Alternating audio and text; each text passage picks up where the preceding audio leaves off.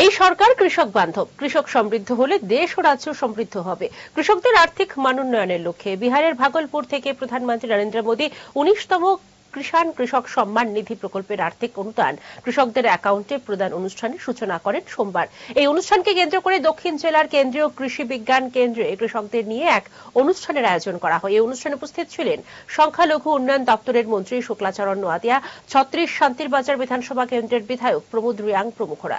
এই অনুষ্ঠানকে কেন্দ্র করে দক্ষিণ জেলার 150 জন কৃষকের মধ্যে বিভিন্ন কৃষি সামগ্রী প্রদান করা হলো।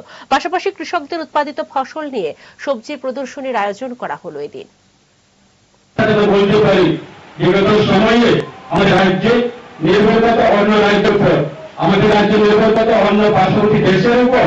আর আজকে দাঁড়িয়ে আপনারা যেভাবে আপনারা পরিশ্রম করছেন এবং সরকারের সহযোগিতা দিয়ে, সরকারের বেনিফিটগুলো দিয়ে, সরকারের বিভিন্ন সুযোগ সুবিধা দিয়ে আপনারা যেভাবে কাজ করছেন, সেটা আমাদের রাজ্যের প্রত্যেকটা নাগরিক, আমাদের রাজ্যের আপনারা আজকে দিনে আমরা বলতে পারি আপনারা অন্নদাতা এবং রাজ্যে আপনার উপরে নির্ভর করে আজকে আমাদের রাজ্যের মানুষ আপনাদের কাছ থেকে বিভিন্ন সময়ে সবজি গ্রহণ করে পরিবারগুলি চলছে।